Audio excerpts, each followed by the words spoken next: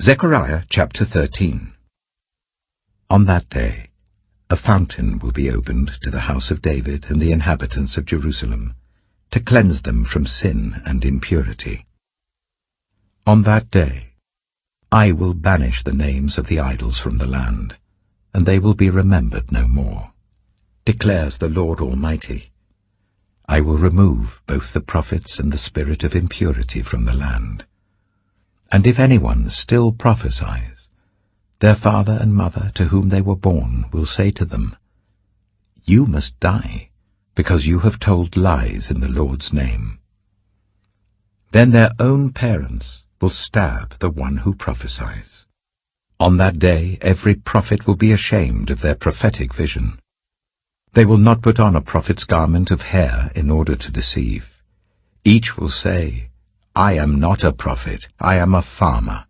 The land has been my livelihood since my youth." If someone asks, "What are these wounds on your body?" they will answer, "The wounds I was given at the house of my friends." Awake, sword, against my shepherd, against the man who is close to me, declares the Lord Almighty. Strike the shepherd, and the sheep will be scattered, and I will turn my hand against the little ones. In the whole land, declares the Lord, 2/3 will be struck down and perish, yet 1/3 will be left in it. The third I will put into the fire. I will refine them like silver, and test them like gold. They will call on my name, and I will answer them. I will say, "They are my people," and they will say, "The Lord is our God." Zechariah chapter 14. A day of the Lord is coming, Jerusalem, when your possessions will be plundered and divided up within your very walls. I will gather all the nations to Jerusalem to fight against it.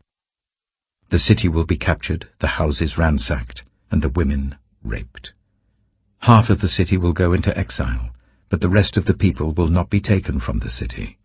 Then the Lord will go out and fight against those nations as he fights on a day of battle. On that day his feet will stand on the Mount of Olives east of Jerusalem, and the Mount of Olives will be split in two, from east to west, forming a great valley, with half of the mountain moving north and half moving south. You will flee by my mountain valley, for it will extend to Azel. You will flee as you fled from the earthquake in the days of Uzziah, king of Judah. Then the Lord my God will come, and all the holy ones with him. On that day there will be neither sunlight nor cold, frosty darkness. It will be a unique day, a day known only to the Lord, with no distinction between day and night. When evening comes, there will be light.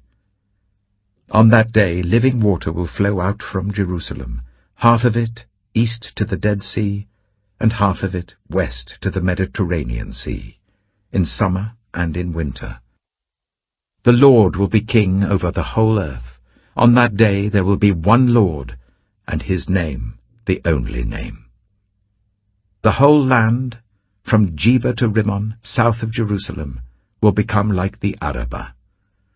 But Jerusalem will be raised up high from the Benjamin gate to the site of the first gate, to the corner gate, and from the tower of Hananel to the royal wine presses, and will remain in its place.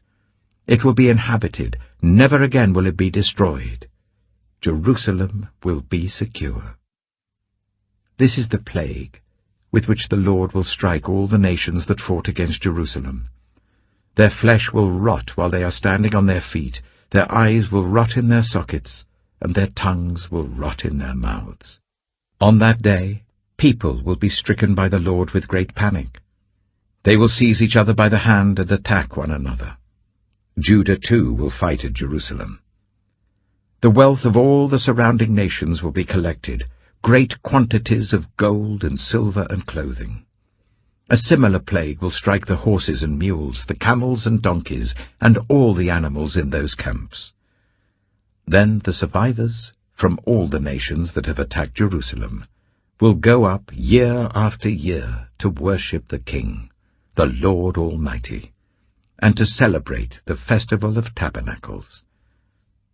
If any of the peoples of the earth do not go up to Jerusalem to worship the King, the Lord Almighty, they will have no rain. If the Egyptian people do not go up and take part, they will have no rain. The Lord will bring on them the plague he inflicts on the nations that do not go up to celebrate the festival of tabernacles. This will be the punishment of Egypt, and the punishment of all the nations that do not go up to celebrate the festival of tabernacles. On that day, Holy to the Lord will be inscribed on the bells of the horses, and the cooking pots in the Lord's house will be like sacred bowls in front of the altar. Every pot in Jerusalem and Judah will be holy to the Lord Almighty, and all who come to sacrifice will take some of the pots and cook in them. And on that day there will no longer be a Canaanite in the house of the Lord Almighty.